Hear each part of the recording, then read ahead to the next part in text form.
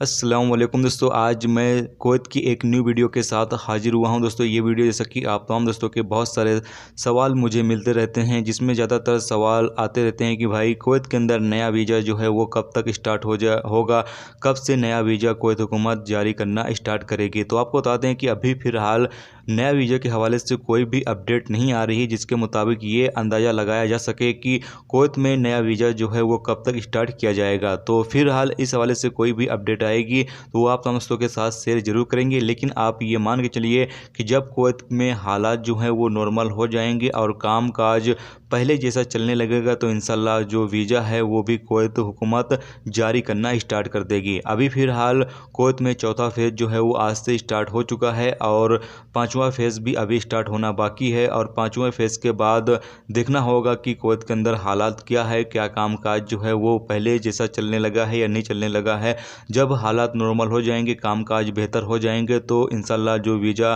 Service है, नया visa service है, वो भी कुवैत हुकूमत जो है स्टार्ट कर देगी।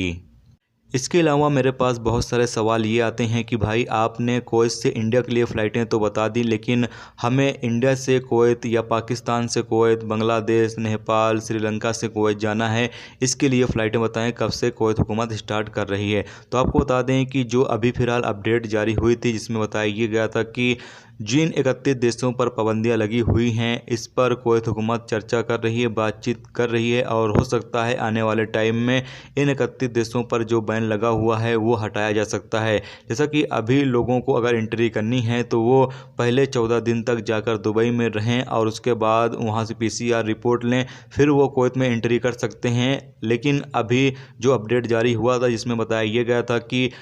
14 दिन दुबई में रहने के बजाय अगर लोगों को लाकर डायरेक्ट कुवैत में 14 दिन तक रखा जाए होटलों में, जिससे कि जो होटल के मालिकान होंगे उनको फ़ायदा होगा। तो इस हवाले से कुछ जो स्कीमें हैं वो बताई गई थी और इस तरीके से बताया गया था कि कुवैत को इससे फ़ायदा होगा और कुवैत हुकूमत को फ़ायदा होगा, जबकि कुवैती जो शहरी हैं उनको फ़ायदा होगा। तो इस तरीके से कुछ